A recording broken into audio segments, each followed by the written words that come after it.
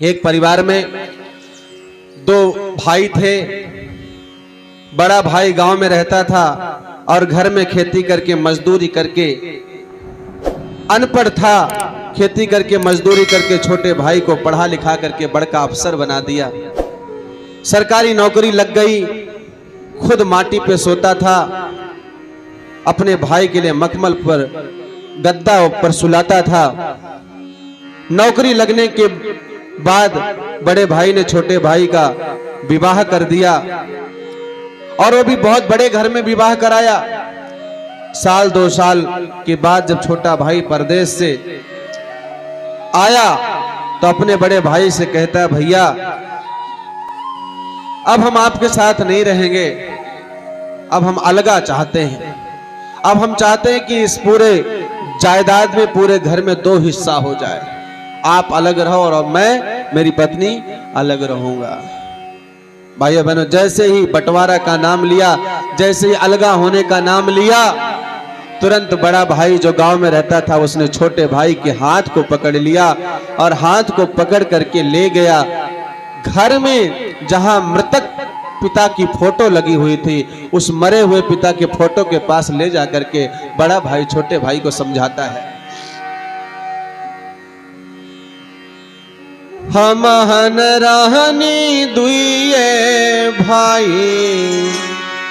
बड़ा भाई छोटे भाई को समझा रहा है जब अलगा होने की बात करता है, हम हन रहनी दुइये भाई और बबुआ जईबा जोवल गाई।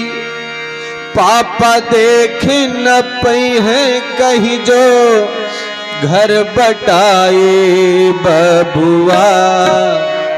पापा देख न पई है कहीं जो घर बटाए बबुआ। दियना प्रेम के देबा कैसे तू बुताए बबुआ। दियना प्रेम के देबा कैसे तू बुताए बबुआ। हम हन रहनी दुइये भाई बबुआ जईबा जोवल गाई। पापा देख न पई है कहीं जो घर बटाए बबुआ। दियना प्रेम के देबा कैसे तू बुताए बबुआ। दियना प्रेम के देबा कैसे बुताए बबुआ। भाइयों बहनों, जब बड़े भाई ने छोटे भाई को इस तरीके से समझाया, भाइयों बहनों, छोटे भाई की आंख से आंसू बहने लगे और वो चरणों में गिर गया बड़े भैया के। बड़े भैया मुझे क्षमा कर दीजिए, मुझे माफ कर दीजिए, मुझसे बहुत बड़ी गलती हो गई। मैं धन के अहंकार में मदमस्त हो गया था, मैं आपके उपकार को भूल गया, भैया मुझे क्षमा कर देना। भाइयों बहनों, आज घर में भाई भाई आपस में एक दूसरे के दुश्मन बने हुए हैं। आज हर घर में महाभारत का युद्ध चल रहा है। निवेदन करते हैं कि एक ही माँ के 5 बेटे हैं तो कम से कम 5 लोग मिलजुल करके रहिए। अरे हमें मान लेता हूं कि आपका चूल्हा अलग हो जाए, कोई बात नहीं, लेकिन कम से कम प्रेम से तो रहिए। आज प्रेम नहीं रह गया है, आज हम मिलजुल करके नहीं रहते। भाइयों बहनों, भाई भाई मिलजुल करके रहें। दुनिया के झमेलों में फंसकर हम असली ठिकाना भूल गए। जो वादा करके आए थे वो कौल निभाना भूल गए।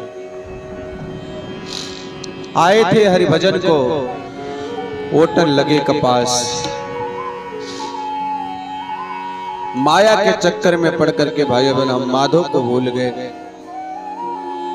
संसार को हमने अपना समझ लिया, संसार के रिश्ते नाते को हमने अपना समझ लिया, इस शरीर को हमने अपने आप को अपना समझ लिया। और भाइयों बहनों, हम भगवान से दूर होते हुए चले गए।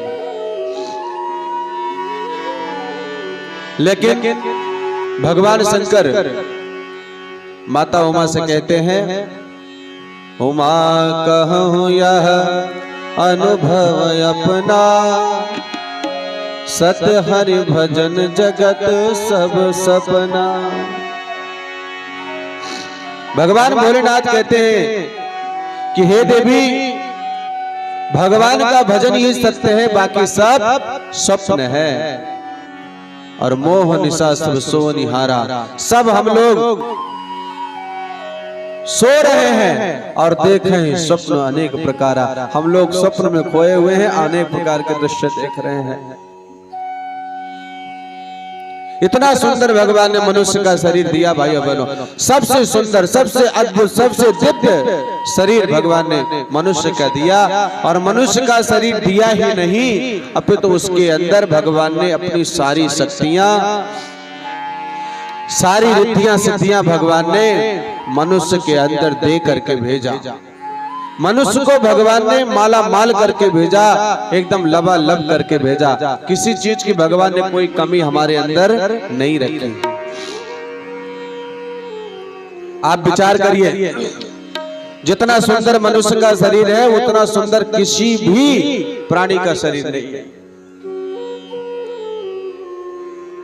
भगवान ने इतना सुंदर कान जैसा टेलीफोन दिया हमको, कान जैसा टेलीफोन। कनेक्शन एक है, चाहे इस कान से सुनो चाहे इस कान से सुनो, कनेक्शन एक। एक बड़े आदमी के घर में गया, उनके साथ में बैठा था नीचे जो कमरा होता है गेस्ट रूम, भाई साहब सामने बैठे, हम लोग भी बैठे, तो उनके घर में उनका टेलीफोन बजा, टेलीफोन बजा। तो हमने कहा उठा लो भाई साहब। बोले नहीं नहीं, ऊपर वाले कमरे में उठा लिए होंगे। हमने कहा फोन यहाँ बज रहा, उठा कमरे में लिए होंगे ऊपर। बोले हाँ भाई साहब, कनेक्शन एक है, रिसीवर दो रखा है, चाहे इस रिसीवर से उठाओ चाहे उस रिसीवर से उठाओ। उस दिन हमें लगा वाह रे ब्रह्मा जी, क्या सुंदर टेलीफोन बनाया, कनेक्शन इसमें भी एक ही दिए है, लेकिन चाहे इस रिसीवर से सुनो चाहे इस रिसीवर से सुनो। किसी ने कहा भाई साहब, भगवान ने कान सुनने के लिए दिए थे, कान के छिद्र सुनने के लिए छिद्र दिए थे, तो छिद्र ही काफी था। ऊपर से इसमें ढक्कन लगाने की क्या जरूरत थी? ये ऊपर वाला भगवान ने सब उल्टा पुल्टा कर दिया। जब छेद बना दिया था, इसमें छिद्र बना दिया था सुनने के लिए, तो ढक्कन क्यों लगा दिया? ढक्कन भाइयों बहनों, उसका उत्तर दिया। जब किसी व्यक्ति ने पूछा मुझसे कि भाई साहब ढक्कन क्यों लगाया, तो हमने उसको उत्तर दिया कि भगवान बड़ा समझदार है, भगवान इंसान नहीं, भगवान भगवान है। भगवान बहुत समझदार था, उसको पता था कि ये जीवन भर बच्चा रहने वाला नहीं है, तो क्या होगा, एक दिन ये जवान होगा, जवान होने के बाद ये बूढ़ा होगा, और जब ये बूढ़ा होगा तो इसके कान से सुनाई नहीं देगा, आंख से दिखाई नहीं देगा, और इसके दांत टूट जाएंगे। जब आंख से दिखाई नहीं देगा तब ये डॉक्टर के पास जाएगा, और डॉक्टर कहेंगे भैया तुम्हें चश्मा लगेगा। तो चश्मा लगाने के लिए डॉक्टर जब चश्मा हमको देता तो भाई साहब हैंडल कहाँ रखते, इसलिए भगवान ने ये ढक्कन लगा दिया ताकि चश्मे के हैंडल रख सके। इतना सुंदर भगवान ने मनुष्य का शरीर बनाया। आप विचार करिए, कान जैसा टेलीफोन, आंख जैसा कैमरा। इनका कैमरा फेल हो जाए लेकिन ये जल्दी फेल नहीं होता। इनका कैमरा तो फिल्टर करके दिखा देगा कुछ का कुछ, लेकिन ये कैमरा कभी फिल्टर करके नहीं दिखाता, जो रहता सामने सत्य का सत्य दिखाता है। और आंख जैसा कैमरा दिया भगवान ने, मुख जैसा माइक दिया। इनका माइक बंद हो जाए तो भी हम लोग बोलते हैं, बस फर्क इतना, इतनी तेज आवाज नहीं जाती, दिन भर बड़बड़ बड़बड़ करते रहते। मुख जैसा माइक दिया भगवान ने। दांत जैसा मिक्सी मशीन, बड़ी बड़ी सुपारी लोग फोड़ डालते हैं इसके नीचे, कुटुर कुटुर करके उसको पीस पीस करके पिच बना करके थूक देते। कुछ भी डालो सब मिक्स कर लेता है आदमी, मटर फोड़ देता है, चना फोड़ लेता है, गन्ना चूस लेता है। कितना सुंदर मिक्सी मशीन भगवान ने हमको आपको दिया। हाथ जैसा क्रेन मशीन दिया है भगवान ने, हाथ जैसा क्रेन, कुछ भी उठाओ इससे। पैर जैसा भगवान ने गाड़ी दिया, पेट जैसा गोदाम दिया भाई साहब, गोदाम जीवन भर भरते रहो, कभी भरने वाला नहीं है। पेट जैसा गोदाम, मस्तिष्क जैसा कंप्यूटर, और उसके अंदर ना जाने कितनी जीबी का मेमोरी कार्ड डाल दिया, चाहे जितना भरो कभी इसमें कम ही नहीं पड़ता, हमेशा इसमें जाता रहता है। असमर्थित फॉर्मेट नहीं बताता कि अब नहीं जाएगा, भर गया है। मोबाइल में जो मेमोरी कार्ड लगते हैं 128 जीबी, 200 जीबी, इतना जीबी, उतना जीबी, उसमें तो अब कहेंगे पंडित अब नहीं जाएगा इसमें, क्यों? क्योंकि ये फुल हो गई, लेकिन ये कभी फुल नहीं होती।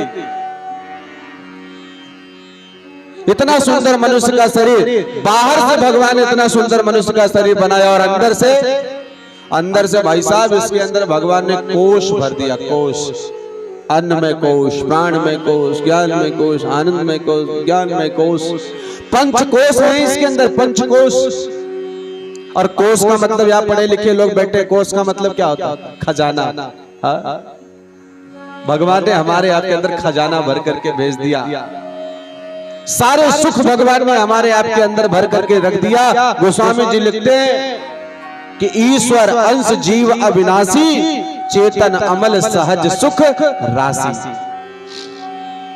भगवान ने तो हमको आपको सहज ही सुख स्वरूप बनाया था, लेकिन भाइयों बहनों इतना सुंदर मनुष्य का शरीर, विचार करिए आप।